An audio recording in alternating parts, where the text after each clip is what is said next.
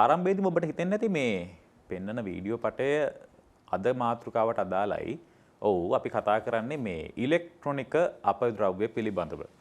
ක්ලීනප් ශ්‍රී ලංකා හරහා අපි විශේෂයෙන්ම කතා කරේ ප්ලාස්ටික් අපද්‍රව්‍ය පිළිබඳවනේ. ප්ලාස්ටික් හින්දා ලෝකයට ලංකාවට සිදුවෙන හානිය පිළිබඳවයි අපි කතා බහ කළේ. අපි මේ ප්ලාස්ටික් අපද්‍රව්‍ය වලින් බැහැර වෙලා අපේ පරිසරයට හානිදායක තවත් බොහෝ දේවල් තියෙනවා.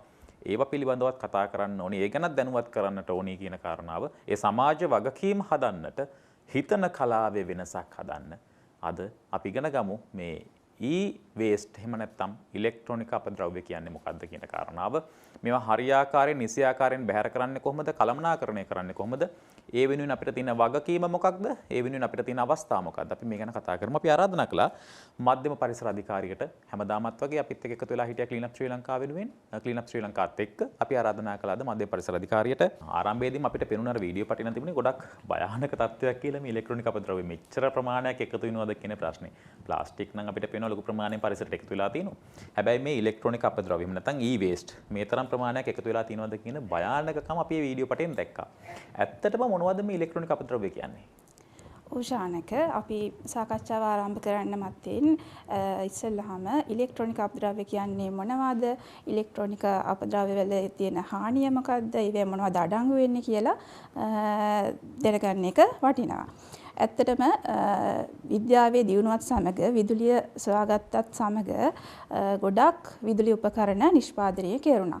අපේ එදිනෙදා ජීවිතයේ වාජකාරී වලට රැකියා කටයුතු වලට අධ්‍යාපන කටයුතු වලට නැතුවම බැරි උපාංග අපි නිෂ්පාදනය කරා. ඒ වගේම ඉලෙක්ට්‍රොනික තාක්ෂණය දියුණු වීමත් සමගම තව තවත් ඉලෙක්ට්‍රොනික උපාංගත් මිනිස්සු උත්පාදනය කරන්න පටන් ගත්තා. දැන් අපිට මේක කවදාවත් අඩු කරන්න බෑ. අපේ ජන ජීවිතයට, සාමාන්‍ය ජීවිතයට, එදිනෙදා ජීවිතයට අපිට රූපවාහිනිය, අපේ පරිගණකය, ජංගම දුරකථනය අත්‍යවශ්‍යයි. ඉතින් හැබැයි මේ උපාංගවලට ආයු කාලයක් තියෙනවා. මේක යම්කිසි කාල සීමාවකට පස්සේ අපිට මේක ඉවත් කරන්න වෙනවා. ඉතින් සරලවම ඉලෙක්ට්‍රොනික අපද්‍රව්‍ය විදිහට හඳුන්වන්නේ එහෙම භාවිතයෙන් ඉවතලන කැඩුණු එහෙම නැත්නම් යල් පැන ගිය විදුලියෙන් හරි බැටරි වලින් හරි ක්‍රියාත්මක වෙන විද්‍යුත් හා ඉලෙක්ට්‍රොනික උපකරණ තමයි ඉලෙක්ට්‍රොනික අපද්‍රව්‍ය කියලා අපි හඳුන්වනු ලබන්නේ. ශානක එතකොට මම කියන්නම් මේක මොන වගේ අපද්‍රව්‍ය වර්ගයක්ද කියලා. අපිට ඇත්තටම අපද්‍රව්‍ය වර්ග කරන්න පුළුවන් කොටස් දෙකකට. උපද්‍රවකාරී නොවන සාමාන්‍ය අපද්‍රව්‍ය එහෙම නැත්නම් උපද්‍රවකාරී අපද්‍රව්‍ය කියලා තව වර්ගයක් හඳුන්වන්න පුළුවන්. මේ පරිසර මධ්‍ය පරිසර අධිකාරියේ ඔබතුමිය නියෝජනය කරන ඒකකයත් උපද්‍රවකාරී අපද්‍රව්‍ය සම්බන්ධ ඒකකය. මොකක්ද මේ අදහස කියලා මටත් හිතුණා. මොකක්ද මේ උපද්‍රවකාරී අපද්‍රව්‍ය? ඒතර අපද්‍රව්‍ය කියන ඒවා මේ උපද්‍රව නැතිව තියෙනවද කියන ප්‍රශ්නය ආවා. ඇත්තටම ශානක ඔයගොල්ලෝ මේ සාමාන්‍ය මිනිස්සු සමහර විට ඒ ගැන එච්චර දැනුවත්භාවයක් නැතුව ඇති අපද්‍රව්‍ය අපි සාමාන්‍යයෙන් ගෙදරදී බැහැර කරන අපද්‍රව්‍ය අතරේ උපද්‍රවකාරී අපද්‍රව්‍යයක් තියෙනවා. ඒක ඔයගොල්ලෝ දන්නේ නැතුව ඇති. එතකොට ගොඩක් අය දන්නවා. දන්නේ නැති පිරිසකුත් ඉන්න පුළුවන්. දැන් අපි ගෙදරදී බැහැර කරන සාමාන්‍ය අපේ ඉඳුල් ගත්තොත් සාමාන්‍ය අපද්‍රව්‍යයක්. ඒ වුණාට තව අපි ගෙදරින් බැහැර කරනවා අපි පාවිච්චි කරන රසායනික ද්‍රව්‍ය පාවිච්චි කරන ඒවා ඉතුරු වෙච්ච බැහැර කරනවා. ඒ වගේම ඉලෙක්ට්‍රොනික ද්‍රව්‍ය බැහැර කරනවා. මේවා උපද්‍රවකාරී අපද්‍රව්‍ය. උපද්‍රවකාරී අපද්‍රව්‍ය කියලා කියන්නේ ශානක ඒවට උපද්‍රවකාරී ගුණාංග තියෙනවා. ඒ කියන්නේ අපිට උදාහරණයක් විදිහට කියන්න පුළුවන් පිපිරෙන සුළු භාවයක් තියෙන්න පුළුවන්. එහෙම නැත්නම් විකාදක ගුණයක් තියෙන්න පුළුවන්. විෂ සහිත ද්‍රව්‍ය අඩංගු වෙන්න පුළුවන්. ඊට අමතරව තව තියෙන්න පුළුවන් අපිට ආසාදනයක් ඇති වෙන්න පුළුවන්. උදාහරණයක් විදිහට අපි රෝහලකින් නිපද වෙන මේ ආසාදිත අපද්‍රව්‍ය ගත්තොත් අපිට ආසාදනයක් ඇති වෙන්න පුළුවන්. ඒ වගේ ලක්ෂණ තියෙන මේ අපද්‍රව්‍ය අපි උපද්‍රවකාරී අපද්‍රව්‍ය විදිහට හඳුන්වනවා. එතකොට ශානක දැන් මේ ඊවේස්ට් කොහොමද උපද්‍රවකාරී අපද්‍රව්‍යයක් වෙන්නේ කියලා හිතනවාද? ඔව් ඒක තමයි දැන් ප්ලාස්ටික් වගේ දෙයක් ගත්තට පස්සේ අපිට ඒක මනුස්සයට හානි වෙන්නේ කොහොමද කියන එකට අපිට කියන්න පුළුවන් හේතු කියන්න පුළුවන්. උදාහරණයක් විදිහට මේවා දහනේදී මේ අහිතකර වායුන් පරිසරයට එකතු වීම. එහෙම නැත්නම් අහිත මේ ප්ලාස්ටික් අණු කොටස් නැත්නම් මේ කුඩා මේ කොටස් පරිසරයට එකතු වුණාට පස්සේ මේවා මානව ශරීරයට ගියාට පස්සේ පිළිකා ඇති වෙන්න පුළුවන්. මේ අපි දන්න අහපු ටිකනේ. මේ ඉලෙක්ට්‍රොනික අපද්‍රව්‍ය කොහොමද අපිට හානිදායක වෙන්නේ? මේවා දහනේදී හානිදායකද වෙන්නේ? පරිසරයට එකතු වුණාට පස්සේ බැරලෝහ අපේ ශරීරගත වීම නිසා හානිදායක වෙන්නේ මොකද්ද? කොහොමද අපිට මේක බලපාන්නේ? ශානක දැන් මේ ඉලෙක්ට්‍රොනික උපාංගයක් ගත්තොත් ඒකේ සංයුතිය විවිධයි. ඒ කියන්නේ ප්‍රධාන වශයෙන්ම ලෝහ කොටස් තියෙනවා. ඊට පස්සේ ප්ලාස්ටික් තියෙනවා. ඊට පස්සේ තවත් ද්‍රව්‍ය තියෙනවා. වීදුරු, තව කිමිකල් එකතු වෙච්ච හදපු සංයෝග, ඒ වගේ දේවල් තියෙනවා. එතකොට ප්‍රධාන වශයෙන්ම තියෙන ලෝහ කොටස් වැඩියෙන් තියෙන යකඩ, ඇලුමිනියම්, නිකල් වගේ දේවල්. ඒ වගේම බැර ලෝහ විදිහට තියෙන ක්‍රෝමියම්, රසදිය, කැඩ්මියම් වගේ බැර ලෝහත් මේ වගේ සුළු වශයෙන් අඩංගු වෙනවා. එතකොට මේ වගේ තවත් අඩංගු වෙනවා. දැන් විදුලි උපකරණයක් වුණාම අපිට විදුලි උපකරණයක් මොකද්ද ගිනි ගන්නා සුළුයිනේ. එතකොට මේවා ගිනි ගන්න බව අඩු කරගන්න මේවට ඇතුල් කරලා තියෙනවා බ්‍රෝමිනීකృత සංයෝග. දැන් මේ බ්‍රෝමිනීකృత සංයෝග හැම පිච්චුවත් පරිසරයට එකතු කරොත් ඒවා ආහාර දාම ඔස්සේ මිනිස්සුන්ගේ ශරීරයට ඇවිල්ලා ඒක අර ජෛව හායනය සිදු කරන්න බැරි සංයෝග තියෙන්නේ වගේ. ඉතාමත් විෂ සහිත භාවයක් ඇති වෙනවා. එතකොට තව දෙයක් තමයි දැන් මේ බැරලෝහ අපි පරිසරයේ ජල මූලාශ්‍ර වලට පසට යොමු කළහොත් මොකද වෙන්නේ? දිගු කාලයක් යනකොට ඒ වගේ පසේ තැම්පත් වෙනවා. ඊට පස්සේ ජල මූලාශ්‍ර වලට එදුවොත් ජලයේ ඉන්න ජීවීන් හරහා ටික ආහාර දාම ඔස්සේ අපේ ශරීරයට මිනිසාගේ ශරීරයටම එනවා. එතකොට මේ මිනිසාගේ ශරීරයට ආවට පස්සේ මේ බැරලෝහ වර්ග අධිසාන්ද්‍රණය වෙලා අපේ මොකද්ද ආහාර ජීර්ණ පද්ධතියට වෙන්න පුළුවන්. එහෙම නැත්නම් අපේ ස්නායු පද්ධතියට වෙන්න පුළුවන්. ප්‍රතිශක්තිය පද්ධතියට වෙන්න පුළුවන්. ඉතාමත් හානිදායකයි මේ බැරලෝහ. මේක තමයි මේකේ හානිය. ඒකයි අපි උපද්‍රවකාරී අපද්‍රව්‍යයක් විදිහට මේක හඳුන්වන්නේ. දැන් මේ කෙනෙක්ට හිතන්න පුළුවන්නේ කොහෙන්ද මේවා එන්නේ කියලා. දැන් මේ ඉලෙක්ට්‍රොනික අපද්‍රව්‍ය කිව්වට පස්සේ දැන් ඔය කියන කාරණා දැන් අපි මිනිසා විසින් නිෂ්පාදනය කරපු දේවල්ම මේ දේවල්. එතකොට මේ දැන් ලංකාව වගේ රටකට ඉලෙක්ට්‍රොනික අපද්‍රව්‍ය එන්නේ කොහෙන්ද? ලෝකයට මේවා උත්පාදනය වෙන්නේ කොහෙන්ද? ඇත්තටම ලංකාව වගේ අපි වගේ රටකුත් මේවා උත්පාදනය කරනවද? ඉලෙක්ට්‍රොනික අපද්‍රව්‍ය මේ පටන් ගන්න ආරම්භ වෙන්නේ කොහෙන්ද? අපි නිෂ්පාදනය කරනවද? කොහෙන්ද එන්නේ මේවා ඇත්තටම? ඇත්තටම අපිම තමයි මේවා නිෂ්පාදනය කරන්නේ. ලංකාව ගත්තොත් ලංකාවේ ඉලෙක්ට්‍රොනික උපාංග විද්‍යුත් උපාංග නිෂ්පාදනය අවමයි. ඉතාමත් සුළු ආයතන ප්‍රමාණයක් ඒවා මේ එකලාස් කිරීම තමයි සිදු කරන්නේ. ගොඩාක් කරන්නේ ආනයනය කරන එක. ඉතින් ඒ ආනයනය කරන උපකරණ වලින්ම ඒ වගේ ආයු කාලය ඉවර වුණාම තමයි උපද්‍රවකාරී අපද්‍රව්‍ය බවට පත් වෙන්නේ. වේස්ට් එකක් බවට පත් වෙන්නේ. එතකොට දැන් මේ යම් කිසි විදිහකින් ගණනය කිරීමක් කරලා තියෙනවා. දැන් ලංකාවේ ඉලෙක්ට්‍රොනික අපද්‍රව්‍ය ප්‍රමාණය වාර්ෂිකව කොච්චරද? දැන් මධ්‍යම පරිසර අධිකාරිය නියෝජනය කරන්නේ. දැන් මේ පිළිබඳව ලෝකෙ ලොකු කතා බහක් තියෙන වෙලාවේ ලංකාව වගේ රටක් ඔබතුමී කියනවා මේ ඉලෙක්ට්‍රොනික උපාංග නිෂ්පාදනය අපිට ටිකක් ඉන්නේ පොඩ්ඩක් පස්සෙන්. ඒ පිළිබඳව ලොකු නන්දුවක් සහ අපිට තියෙන අපේ තියෙන මේ කර්මාන්ත හැකියාවනුත් නැති හින්දා. ලංකාව වගේ රටක ඉලෙක්ට්‍රොනික අපද්‍රව්‍ය මේ වාර්ෂිකව කොච්චරම් ප්‍රමාණයක් නිෂ්පාදනය වෙනවද? ඒක ලෝකෙ කොහොමද? ඉස්සෙල්ලාම මම ලෝකය ගැන කතා කරොත් ශානක ළඟදීම ඒ කියන්නේ එක්සත් ජාතීන්ගේ සංවිධානයේ ආයතනයක් විසින් 2024 දී ග්ලෝබල් e-waste monitor කියලා අධ්‍යයනයක් කළා ප්‍රකාශනයක් ඉදිරිපත් කළා තියෙනවා. ඒ ප්‍රකාශනයට අනුව 2022 වර්ෂයේදී ලෝකයේම ඉලෙක්ට්‍රොනික වේස්ට් නිපද වෙලා තියෙනවා මෙට්‍රික් ටන් මිලියන 62ක්. මේ තියෙන්නේ අපිට දත්ත ටික අපිට බලන්න කතා කරන්න. දැන් මෙතන ඒ දත්තවල තියෙන්නේ කොහොමද මේක කලාපීය වශයෙන් මේ ඒක බෙදලා තියෙන්නේ කියලා කොහොමද කියලා. දැන් ඔයගලන්ට පේනවා ඇති මේකේ 50%කටම මේ දායකත්වයේ දක්වලා තියෙන්නේ ආසියානු කලාපයේ. ආසියාව තමයි වැඩිපුරම e-waste නිෂ්පාදනය වෙලා තියෙන්නේ, උත්පාදනය වෙලා තියෙන්නේ. විශේෂයෙන්ම චීනය වගේ මෙතන දැන් මේ කියන්නේ මේ ඉලෙක්ට්‍රොනික උපාංග නිෂ්පාදනය නෙමෙයි මේ e-waste එක. මේ කියන්නේ e-waste අපද්‍රව්‍ය. ඔව් මෙට්‍රික් ටන් මිලියන 62ක්. එතකොට සාපේක්ෂව මොකද්ද ආසියාවේ e-waste එක වැඩි වුණාට නිෂ්පාදනය වැඩි වුණාට අර දෙවනි ප්‍රස්ථාරයෙන් ඕගලන්ට පේනවා මොකද ආසියාවේ ජනගහනය වැඩිනේ ඒක පුද්ගල ඉලෙක්ට්‍රොනික අපද්‍රව්‍ය කොච්චර ප්‍රමාණයක් නිපදවනවද කිව්වොත් ලෝකෙම බැලුවොත් අපිට ලෝකයේ ජනගහනය බෙදුවහම සාමාන්‍ය පුද්ගලයෙක්ට එන්නේ කිලෝග්‍රෑම් 7.8ක් අවුරුද්දකට. ඒ කියන්නේ එක පුද්ගලයෙක් දැන් මම ගත්තොත් මම අවුරුද්දකට කිලෝග්‍රෑම් 7.8ක් ඉලෙක්ට්‍රොනික අපද්‍රව්‍ය නිපදවලා තියෙනවා. ඒ කියන්නේ 2022 වාර්තා අනුව මේ. එතකොට හැබැයි මේක යුරෝපය ගත්තොත් අපිට ආයෙත් එක පෙන්වන්න පුළුවන් ආයෙත් කතා කරන්න පුළුවන් අපිට ප්‍රස්තාර අපිට පෙන්වනවා නම් අපිට පුළුවන් ඒ ගැන කතා කරන්න. මේ ඔව් මේ තියෙන්නේ දැන් යුරෝපය ගත්තොත් ඔයගලන්ට පේනවා වැඩිම ඉලෙක්ට්‍රොනික අපද්‍රව්‍ය ප්‍රමාණය නිෂ්පාදනය වෙන්නේ මේ ඒක පුද්ගල ඉලෙක්ට්‍රොනික අපද්‍රව්‍ය ප්‍රමාණය උත්පාදනය වෙන්නේ ආසියාවේ වුණාට ඒක පුද්ගල නිෂ්පාදනයක් වෙන්නේ යුරෝපේ. යුරෝපයේ සාමාන්‍ය අගය ගත්තොත් කිලෝග්‍රෑම් දැන් ආසියාවේ 6.6ක් වගේ තියෙන්නේ. යුරෝපයේ ගත්තොත් ඒක සාමාන්‍ය අගය 17.6ක් වගේ වෙනවා.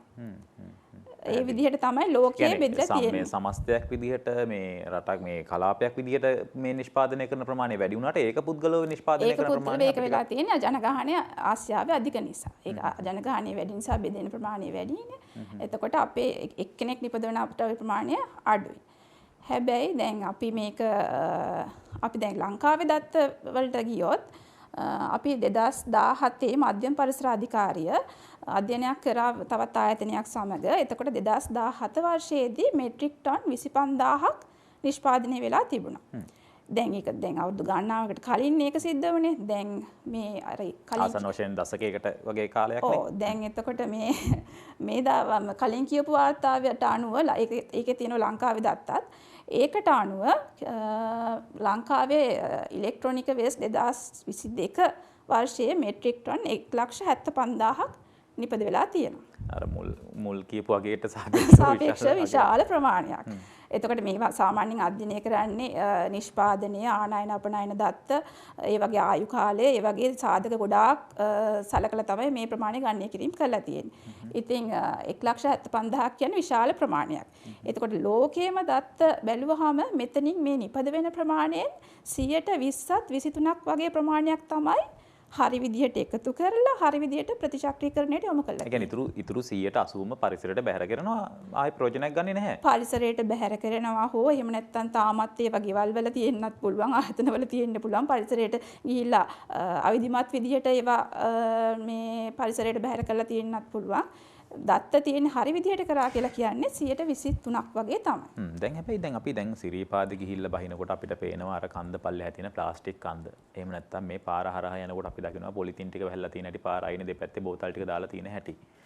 හැබැයි ඊට සාපේක්ෂව මේ ඉලෙක්ට්‍රොනික අපද්‍රව්‍ය දකින්නේ නැහැනේ. මං කියන්නේ දකින්න තැන තියෙනවා. හැබැයි මං කියන්නේ පාරායන දිකට අපි දකින්නේ නැහැනේ.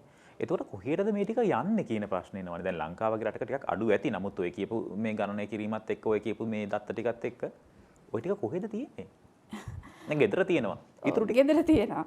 ඉතුරු ටික දැන් ශානක දැන් අපේ පරිසර අධිකාරියේ දත්ත අනුව සාමාන්‍යයෙන් අවුරුද්දකට ටොන් 20000කට ආසන්න ප්‍රමාණයක් මේවා නිසි කළමනාකරණය කරන්න අපනයනය කරනවා. මොකද ලංකාවේ ඉලෙක්ට්‍රොනික අපද්‍රව්‍ය නිසි කළමනාකරණය කරන්න කියන්නේ මේ වගේ අර කලින් කියපු ලෝහ වර්ග නිස්සාරණය කරගන්න පුළුවන් විධිමත් ආයතන තියෙන එකයි.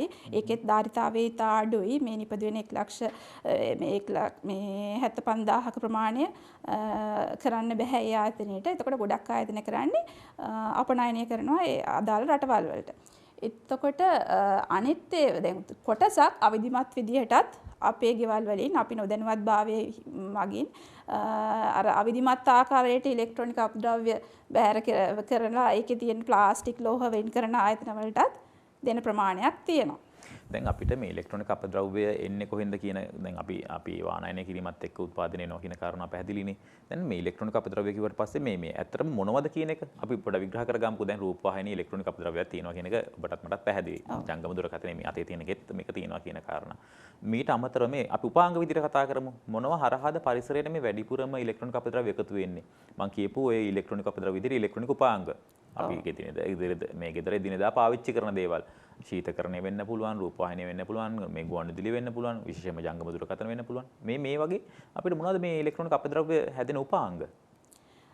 උපාංග කියලා කිව්ව දැන් මේකේ සංයුතිය ගැනද ශානක අහන්නේ? මම අහන්නේ දැන් උපාංග විදියට මෙන්න මේ දේවල් හරහා තමයි මේවා හැදෙන්නේ කියන එක. ඒතර දැන් උපාංග විදියට මම දැන් කිව්වේ රූපවාහිනිය, ගුවන්විදුලි වගේ දේවල්. ඒතර තව මොනවද අපේ ගෙදර පාවිච්චි වෙන මේ ඉලෙක්ට්‍රොනික අපද්‍රව්‍ය හැදෙන දේවල්? ඔව් ශානක.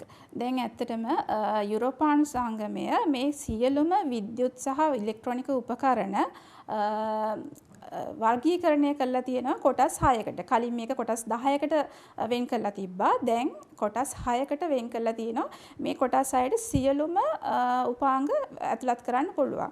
මම උදාහරණයක් විදිහට කියන්නම්. ඉස්සල්ලාම තියෙනවා තාප හුවමාරු කරන උපකරණ. ඒවට ඔය අපේ ගෙදර ශීතකරණ, වායු සමීකරණ යන්ත්‍ර වගේ දේවල් ඇතුළත් වෙනවා. ඊට පස්සේ තියෙනවා ඒගොල්ලන්ගේ වර්ගීකරණයේ දෙවෙනි එක තමයි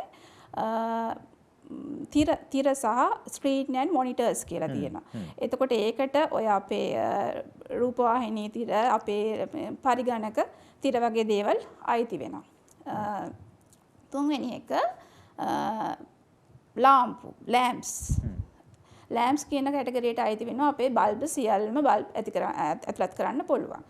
ඊගාවට තියෙනවා විශාල උපකරණ, ඊට පස්සේ කුඩා උපකරණ. විශාල උපකරණ කිව්වහම අපේ රෙදි සෝදන යන්ත්‍ර, ඩිෂ් වොෂර්ස් ඒ වගේ ලොකු උපකරණ ඒකට අයිති වෙනවා. කුඩා උපකරණ කිව්වහම ගෙවල් වල පාවිච්චි කරන කෙටල් එකේ ඉඳන් ගෙදර තියෙන සියලුම කුඩා උපකරණ ඒකට අයිති වෙනවා. ඊට පස්සේ අවසානයේට තියෙන දේ තමයි ඒගොල්ලන්ගේ කුඩා විදුලි කුඩා IT equipments and මොකද්ද ඒකට කියන්නේ සංනිවේදන උපකරණයි, තොරතුරු තාක්ෂණික උපකරණයි. අපේ ජංගම දුරකථනය වගේ දේවල් ඇතුළත් වෙන්නේ ඒකට. ඉතින් මෙහෙම කොටස් 6කට බෙදලා තියෙනවා. සියලුම උපකරණ ඇතුළත් කරන්න පුළුවන්. මේ ඔක්කොම භාවිතයෙන් ඉවත් කරාට පස්සේ e-waste තමයි. අපි අද කතා කරමින් ඉන්නේ මේ විශේෂ ක්ලීන් අප් ශ්‍රී ලංකා වැඩසටහනක්. දැන් මේක මේ අපි මාසයක් පතා ඔබත් එක්ක මේ විදිහට තොරතුරු බෙදා හදා ගන්නවා, යාවත් කාලින කරනවා, ඔබව දැනුමින් සන්නද්ධ කරනවා. මේකට හේතුව අපි ක්ලීන් අප් ශ්‍රී ලංකා ආරම්භ කරලා මේක මාසෙක එක දවසක් වෙන් කරගෙන ලංකාවේ හැමතැනම ශ්‍රමදානයක් කරලා නතර කරන වැඩක් නෙවෙයි කියලා ඔබ දන්නවනේ. මේක අපේ ආකල්පමය වෙනසක්, හිතන කලාවේ වෙනසක් හදන්න ඇති කරපු මේ එක්තරා විශේෂ වැඩසටහනක්. ඒ නිසා මේක පිළිබඳව ඔබ නිරන්තරයෙන් දැනුවත් කිරීමේ අවශ්‍යතාව සහ වැදගත්කම ශ්‍රද්ධා මාධ්‍ය ජාලයේ අපි සතුව තියෙනවා. දැන් අපි ගමුකෝ දැන් මේ e-waste එකක් පරිසරයට එකතු කරාට පස්සේ ඒක සිදුවන හානිය පිළිබඳව පැහැදිලි. මේක ප්‍රතිචක්‍රීකරණය කිරීම කොයිතරම් දුරට වැදගත්ද කියන එක. දැන් අපිට ඇත්තටම ඉලෙක්ට්‍රොනික උපාංග, ඉලෙක්ට්‍රොනික මේ උපකරණ නැතුව යන්න පුළුවන් රටක් ලෝකයක් අපිට දකින්න පුළුවන් කමක් නැහැ. ඒ අනාගතයක් ගැන අපිට හිතන්නවත් පුළුවන් කමක් නැහැ. දරුවෝ මේ මාසෙන් දෙකෙන් ජංගම දුරකථනය අතට ගන්න. එතකොට මේ එහෙම නැත්නම් දරුවෙක් ඉපදෙන්න ගියාට පස්සේ කොච්චර මේ ඉලෙක්ට්‍රොනික උපකරණ ටිකක් පාවිච්චි කරනවද? ඉපදෙන්න කලින්, කුසේ ඉන්න කාලේ කොච්චර ඉලෙක්ට්‍රොනික උපකරණ ටික පාවිච්චි කරනවද? මේවා නැතුව යන්න බෑ. මේවා ප්‍රතිචක්‍රීකරණය කිරීම, නැවත වාරයක් පාවිච්චියට යොමු කිරීම, එහෙම නැත්නම් නිසියාකාරයෙන් බැහැර කිරීම. කොයිතරම් දුරට වැදගත්ද? ඉතාමත් වැදගත් ශානක. ඒක කියන්නේ දැන් මම කලින් කිව්වනේ මේක උපද්‍රවකාරී අපද්‍රව්‍යයක් කියලා. උපද්‍රවකාරී අපද්‍රව්‍ය බැහැරලීම සිදු කරන තියෙනවා විවිධ ක්‍රම. ඒ කියන්නේ අපිට පුළුවන් මේකේ තියෙන උපද්‍රවකාරී ද්‍රව්‍ය ටික නිෂ්කාශනය කරලා ලබාගෙන ඒක උපද්‍රවකාරී බව අඩු කරන්න පුළුවන්.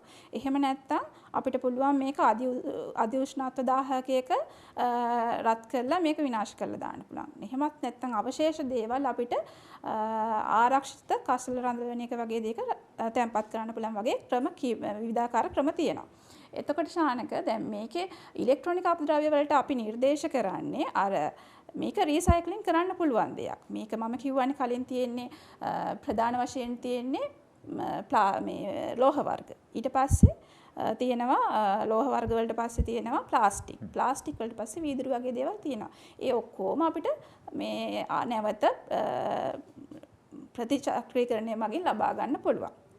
හැබැයි සමහර ලෝහ වර්ග, ඒ කියන්නේ මේකේ තියෙනවා ඊටමත් සුළු වශයෙන් බැර ලෝහ වර්ග තියෙනවා. ඊට අමතරව වටිනා කියන රත්තරන්, ප්ලැටිනම් වගේ ලෝහත් ඉතාමත් සුළු වශයෙන් අඩංගු වෙනවා. ඉතින් මේවා අපේ ස්වාභාවික සම්පත්නේ. ඒවා පරිසරයෙන්ම අරගෙන තමයි මේ උපාංග හදලා තියෙන්නේ. එතකොට අපි නැවත මේවා ඒකෙන් ලබා ගත්තේ නැත්නම් අපේ ස්වභාවික සම්පත් ක්ෂය වීමක් සිදු වෙනවා. මේක අපි විනාශ කරලා දාන්න අවශ්‍ය නැහැ. නිසි කළමනාකරණයෙන් ඒ ටික ආපහු අරගෙන නැවත විද්‍යුත් උපකරණ හදන්නම මේ යොමු කරන්න ඕන. අපි මේ බොහෝ දේවල් වලට ජාත්‍යන්තරව සම්මුතින් වලට යටත් වෙලා එකඟ වෙලා මේ ජාත්‍යන්තර මට්ටමේ මේ අපි එකඟතා එකතු කරගෙන තියෙනවා. මේ ඊවේට් සම්බන්ධව එහෙම නැත්නම් ඉලෙක්ට්‍රොනික අපද්‍රව්‍ය සම්බන්ධවත් අපිට තියෙනවා සම්මුතින් එකඟතා තියෙන. අපිට මේ හිතුමනාපේ මේවා මේ පරිසරයට දාන්නවත් හිතුමනාපේ ගෙන්නන්නවත් එහෙම කරන්න බෑ. මේ අපි මොනවද යටත් වෙලා තියෙන ජාත්‍යන්තර සම්මුතින් මේකෙන ඉලෙක්ට්‍රොනික අපද්‍රව්‍ය සම්බන්ධව? ඒවා යාවත්කාලින තොරතුරු තියෙනවද? අලුත් වෙච්ච දත්ත තියෙනවද? තොරතුරු තියෙනවද? අනිවාර්යයෙන්ම ඉලෙක්ට්‍රොනික අපද්‍රව්‍ය සම්බන්ධයෙන් යාවත්කාලින තොරතුරු තියෙනවා ශානක.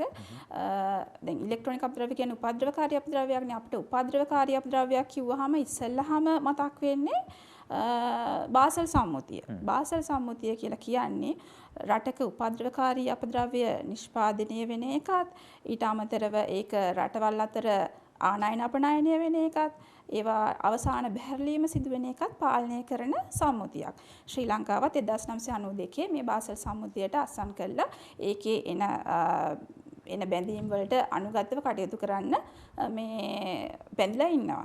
එතකොට දැන් මේ බාසල් සම්මුතියට අනුව තියෙනවා උපද්‍රවකාරී අපද්‍රව්‍ය සහ උපද්‍රවකාරී අපද්‍රව්‍ය නොවන අපද්‍රව්‍ය කියලා මේ කොටස් දෙකක් තියෙනවා මේ බාසල් සම්මුතියේ. A සහ B මේ ලයිස්ට් දෙකක් කියලා තියෙනවා. එතකොට ඉස්සර මේ සමහර ඉලෙක්ට්‍රොනික අපද්‍රව්‍ය, ඒ කියන්නේ අර දැන් තියෙන්නේ මේ සර්කිට් බෝඩ් එක, printed circuit board එක වගේ දේවල් තිබ්බේ අර උපද්‍රවකාරී නොවන අපද්‍රව්‍ය කොටේ. එතකොට දැන් අපිට රටකින් රටකට මේ අපද්‍රව්‍යයක් ආනයන අපනයනය කරනකොට බාසල් සම්මුතිය අනුව ඒ රටවල් දෙකේ පරිසරයට සම්බන්ධ රාජ්‍ය ආයතනවල අනුමැතින් අරගෙන තමයි යවන්න ඕනේ. හැබැයි අර උපද්‍රවකාරී නොවන අපද්‍රව්‍ය වලට එහෙම අවශ්‍යතාවයක් නැහැ. අපිට යවන්න හරි ගෙන්නන්න හරි පුළුවන්. ඒ වුණාට මේ 2025 ජනවාරි 1 වෙනිදා ඉඳන් මේ බාසල් සම්මුතියෙන් සංශෝධනයක් ආවා. අර සියලුම මේ ඉලෙක්ට්‍රොනික අපද්‍රව්‍ය අර ඒ ලයිස්තුවට සහ ඇමිනුම දෙකට ඇතුළත් කරා. දැන් කිසිම රටකට බෑ මේ ඉලෙක්ට්‍රොනික අපද්‍රව්‍ය උපද්‍රවකාරී නොවන අපද්‍රව්‍යයක් විදිහට ආනයනය හෝ අපනයනය කරන්න එම රටවල් වල රාජ්‍ය ආයතනවල අනුමැතියින් නැතුව. දැන් අපි කිව්වනේ අර ජාත්‍යන්තර වශයෙන් අපි සම්මුතින් වලට යටත් වෙලා තියෙනවා කියලා. දැන් ජාත්‍යන්තර වශයෙන් සම්මුතින් වලට යටත් වෙලා වගේම අපි මේ රට තුල ගත්තාමත් නීතිය බොහොම තදයි පරිසරය සම්බන්ධව. වගන්ති, රෙගුලාසි, අනපනත් ඕනෑතරම් තියෙන මහ ජනතාවගේ දැනුම්වත් වීම සහ ඉදිරිපත් නොවීමයි තියෙන ගැටලුව. මෙන්න මේක තමයි ඇත්ත කාරණාව. දැන් අපි මේ දකින්නවන්නේ මේ ඉලෙක්ට්‍රොනික අපද්‍රව්‍ය වගේම මේක පොදුවේ අනිත් දේවල් වලත් ගන්න පුළුවන්. පරිසරයට බැහැර කරාට පස්සේ දැන් උදාහරණයක් විදිහට කම්පියුටර්ස් හදන තැන. එහෙම නැත්නම් ඉලෙක්ට්‍රොනික වැඩපළක් තියෙන තැන, මේ උපාංග හදන තැන. යන තැනම ඉඳලා මේ පරිසරයට දාලා. එහෙම නැත්නම් සාමාන්‍ය ගරාජ් එකකට යන්නකෝ වයර් හනස්සේ තියෙන මේ අර ක්ලිප් ටික පවා එහෙම්මම පරිසරයට එකතු වෙලා තිනවා. මේ ගැන නීතියක් නැද්ද නීතියක් තියෙනවද මේ ක්‍රියාත්මක වීමේ අඩුවක්ද තියෙන්නේ? එහෙම තැනක් දැක්කොත් අපිට කියන්න තැනක් තියෙනවද? පොලිසියට දෙයන්නේ මධ්‍යම පරිසර අධිකාරියට දෙයන්නේ පළාත් පාලන ආයතනයට දෙයන්නේ? මේකේ නීතිමය තත්ත්වය ලංකාවේ කොහොමද? ඕෂානක දැන් අපි ගත්තොත් අපේ පරිසර පනත ජාතික පරිසර පනතේ 1980 අංක 47 දරන ජාතික පරිසර පනත සහ සංශෝධනය අනුව අපිට පරිසර අධිකාරියට බලතල තියෙනවා සහ ප්‍රතිපාදන තියෙනවා පරිසරය නියාමනය කිරීම ප්‍රවර්ධනය කිරීම කළමනාකරණය කිරීම යන කටයුතු වලට අපිට මැදිහත් වීමට හැකියාව තියෙනවා. එතකොට මුලින්ම ගත්තොත් දැන් ඔය ශානක කලින් කියපු කාරණේ බැලුවාම අපිට තියෙනවා නීති කර්මාන්ත පැත්තෙනොත් අපිට බලතල තියෙනවා ඒගොල්ලන්ව නිසි නියාමනයකට යොමු කරන්න. ඒ වගේම මහජනයාට පීඩාවක් ඇති වුණොත් ඒ වෙනුවෙන් කටයුතු කරන්නත් අපිට ප්‍රතිපාදන තියෙනවා. දැන් මම ඉස්සෙල්ලාම කර්මාන්ත විදිහට ගත්තොත් දැන් අපි කතා කරන්නේ ඉලෙක්ට්‍රොනික අපද්‍රව්‍යනේ.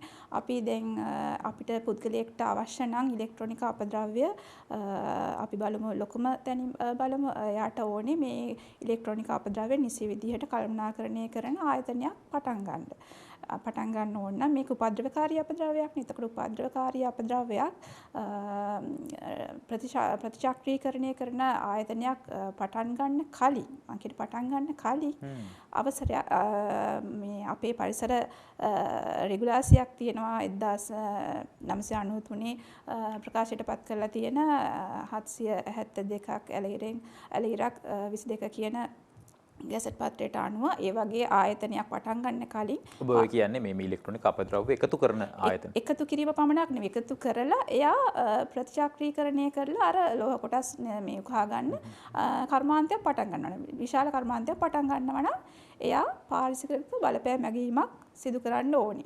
පටන් ගන්න කලින් ඒක සිද්ධ කරන්න ඕනි. ඒකට අපිට අපේ පරිසර පනත අනුව අපිට මේ පරිසරය කළමනාකරණය කරන්න පුළුවන් මේවලම් විශේෂිත මේවලම් 3ක් තියෙනවා.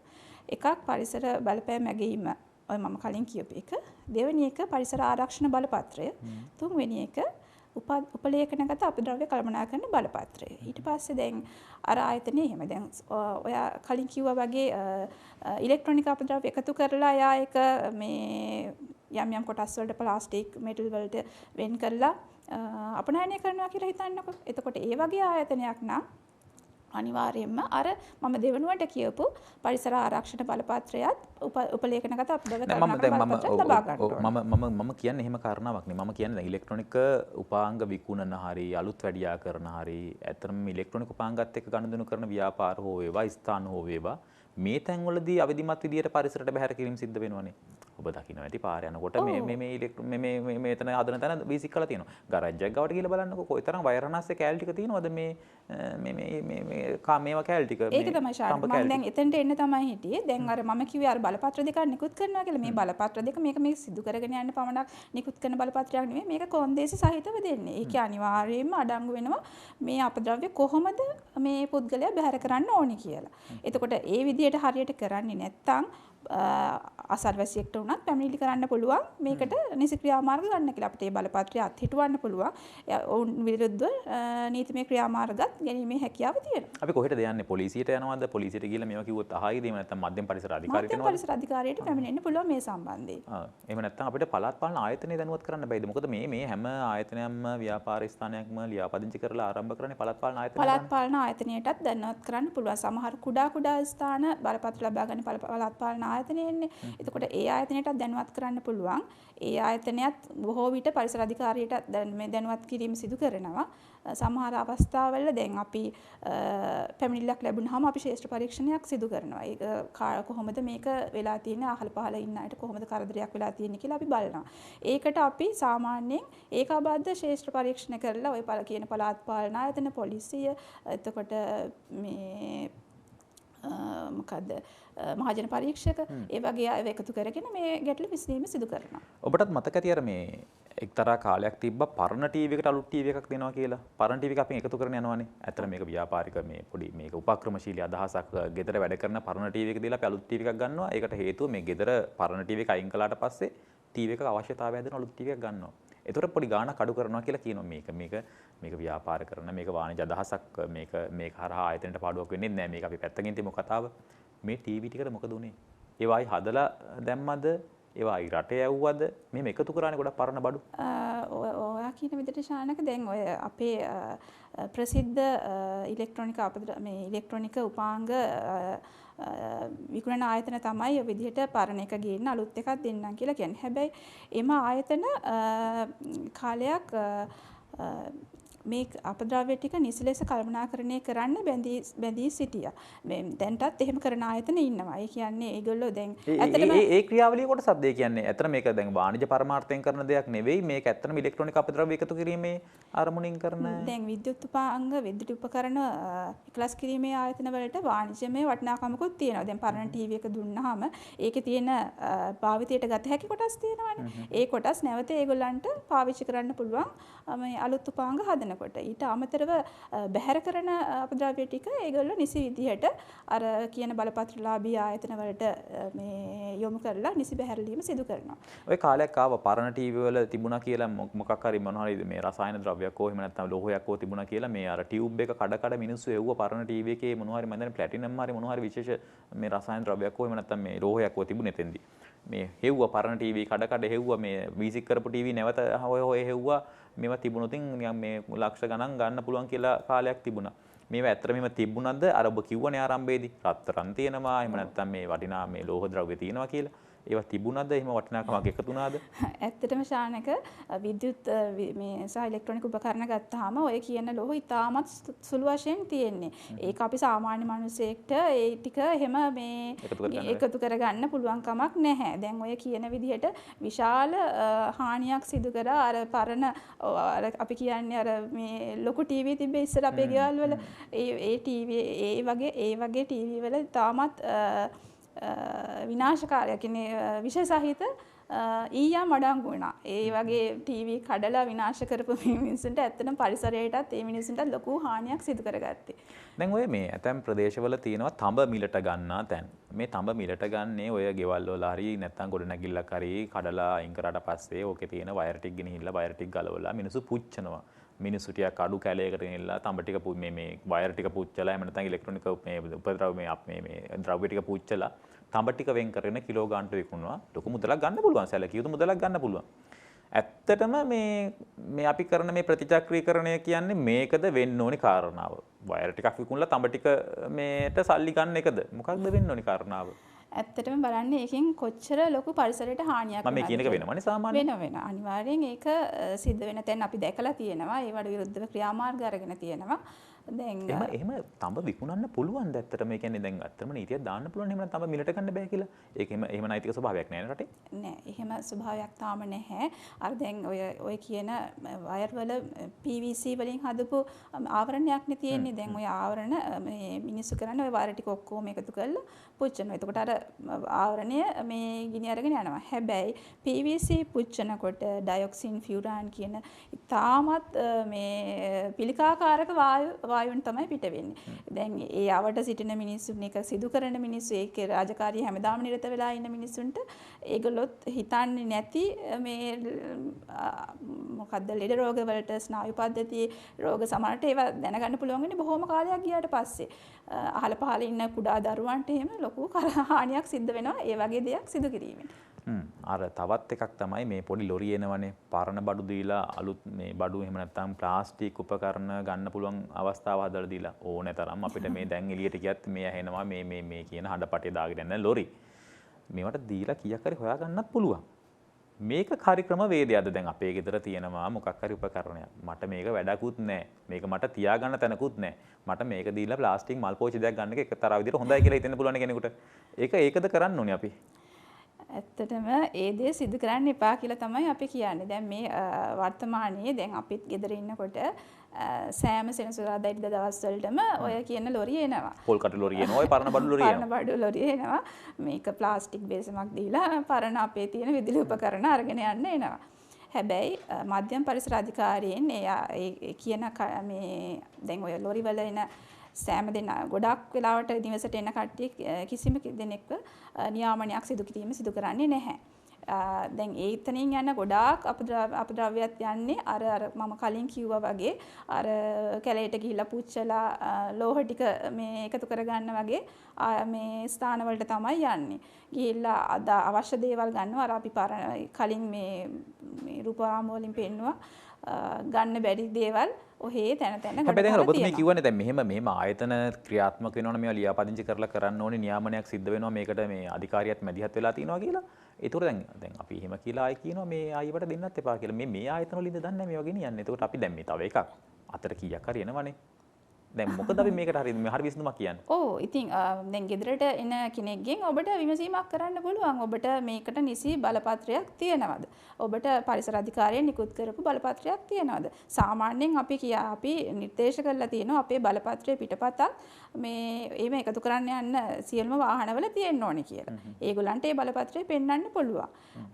දැන් කෙනෙක්ට හිතෙන්න පුළුවන් අපි මොකටද වාහනේ අපිට අතර කීයක් හරි එනවනේ කියලා. නෑ අපිට සමාජ වගකීමක් තියෙනවා. අපි ඒක තේරුම් ගන්න ඕනේ. ඒක තමයි වැදගත්. ඇත්තටම සමාජ වගකීමක් තියෙනවා කියලා තේරුම් ගන්න ඕනේ. දැන් මේ අපද්‍රව්‍ය ටික එළියට ගියාම ජල මූලාශ්‍ර පස දූෂණය වෙනවා. ඒවා අර අහල පහල ඉන්න මිනිස්සුන්ට ඒක මේ අර පුච්චන මිනිස්සුන්ට ලොකු හානියක් වෙනවා. එතකොට අපිට පුළුවන් අර කුඩා ඔය දැන් මල් පෝච්චියක් වගේ දෙයක් ලබා ගන්නවට වඩා සමාජ වගකීමෙන් ක්‍රියා කරලා නිසි කළමනාකරණය කරන ස්ථානයකට දෙන්න පුළුවන්. ඇත්තටම ඒගොල්ලොත් මේ සමහර විට ඔයගලන්ට ආර්ථිකමය වටිනාකමක් ඒකට ලබා දෙන්න පුළුවන්.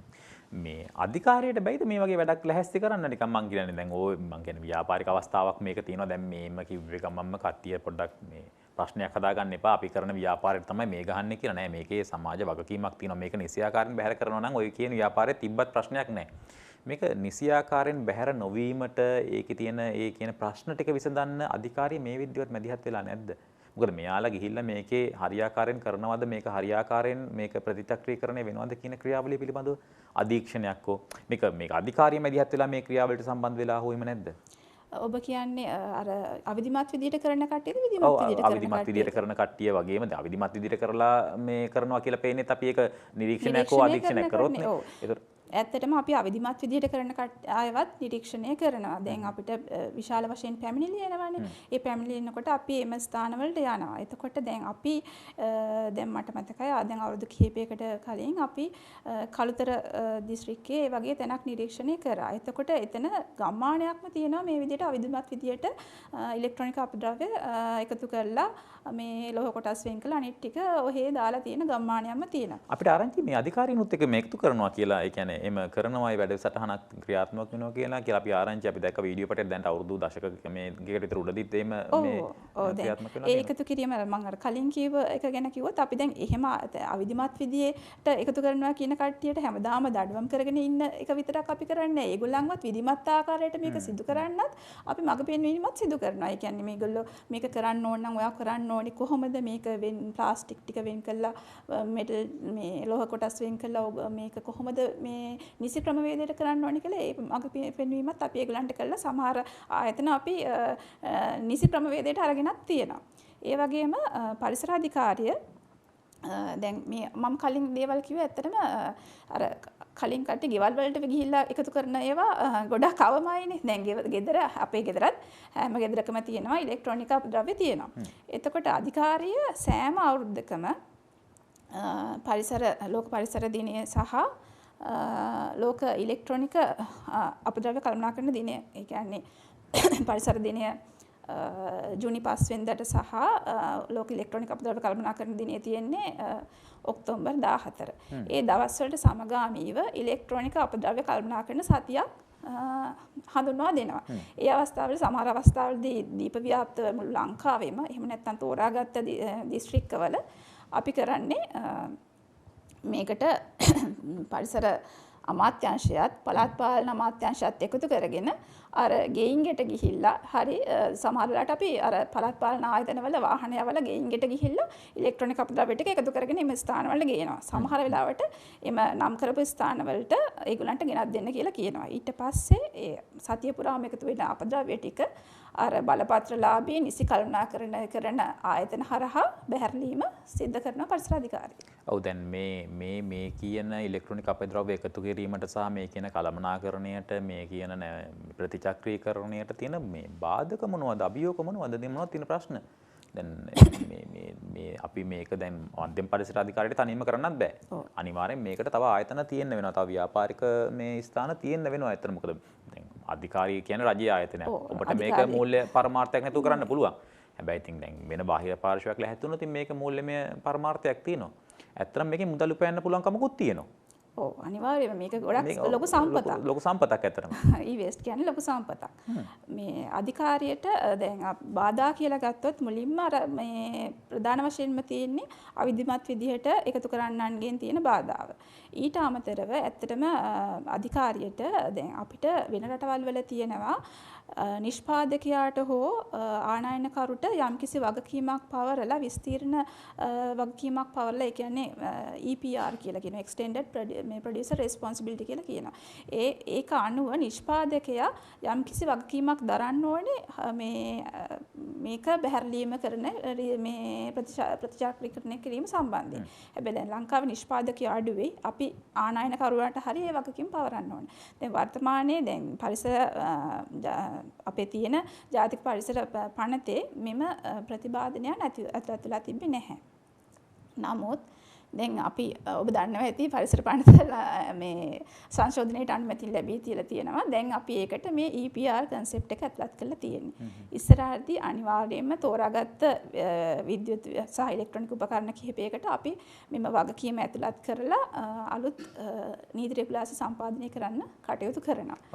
ඒකත් ලොකු බාධාවක් විදිහට තිබ්බා දැන්. දැන් තව කාරණාවක් තමයි මේක මේ විශේෂයෙන්ම කොළඹ ආශ්‍රිතව තියෙන මේ ගැටලුවක් මේ ඉලෙක්ට්‍රොනික උපකරණ මේ අපි පාවිච්චි කරාට පස්සේ අලුත් ඉලෙක්ට්‍රොනික උපකරණයක් අලුත් නැත්නම් මේ නවතම යාවත් කාලින මේ කරන දේවල් කරන්න පුළුවන් මොඩර්න් එකක් අපි සරලවම කියමුකෝ අපි ගේනවා ගෙදෙට්ට.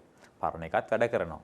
පරණ එක විසික් කරන්න දෙන්නේ නැහැ අවුරුදු ගාණක් ඉතින් අපේ ගෙදර තිබුණු දේනේ කියලාත් ඔන්න තියාගෙන ඉන්නවා. හැබැයි මේක ඉලෙක්ට්‍රොනික අපද්‍රව්‍යයක් කියලා දැනෙන්නේ නැහැ. මොකද මේක විසික් කරලා මේකෙන් මේ හානියක් කරන්න සිද්ධ වෙන්නේ නැහැ. හිතෙන්නෙත් නැහැ.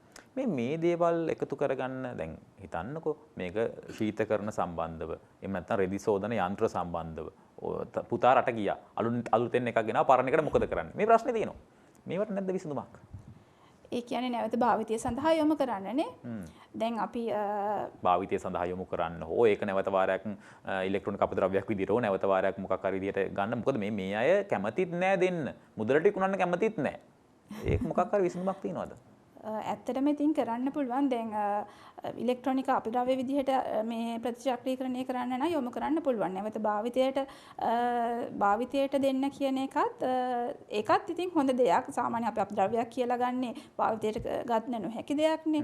අපි සාමාන්‍යයෙන් භාවිත කරපු මේ ඉලෙක්ට්‍රොනික සහ විද්‍යුත් උපකරණ ආනයනය කරන්න දෙන්නේ නැහැ සාමාන්‍ය දිනදා භාවිත කරන දේවල්.